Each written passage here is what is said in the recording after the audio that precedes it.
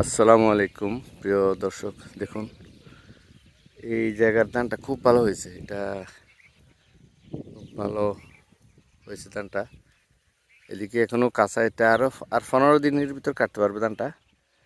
এটা কাটার উপযুক্ত হয়েছে প্রায়, হয়তো আর 1 সপ্তাহ থেকে একদম সোনালী বর্ণ ধারণ করেছে। এখানে আর প্রায় মাসখানেক, তো ডিসেম্বরের শেষে জানুয়ারিতেই এখানে লবণ পানি ঢুকিয়ে তার বাগদা চিংড়ি চাষ করা হবে।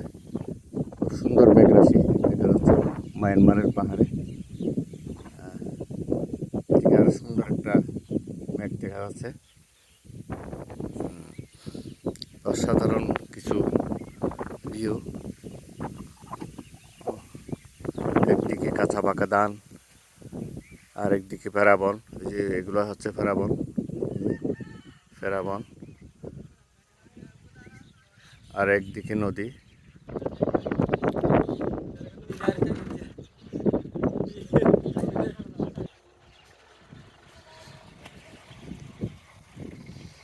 সব ডিঙ্গি নৌকা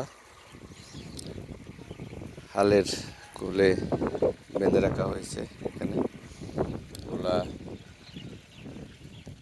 যে জেলেরা মাছ ধরার জন্য প্রস্তুত হয়ে চলে যাচ্ছে বড় নৌকা নিয়ে। যে নৌকায় জাল,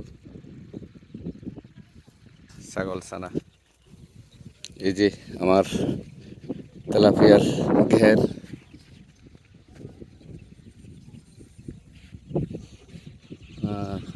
এই যে একটা বক উড়ে যাচ্ছে।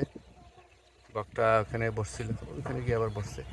আর একটা দেশুয়া, দেশুয়া বলি আমরা।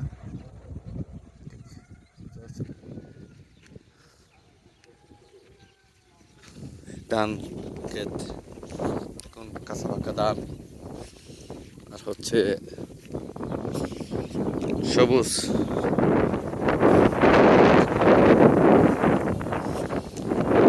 সোনালি আর সবুজ মিশ্রিত।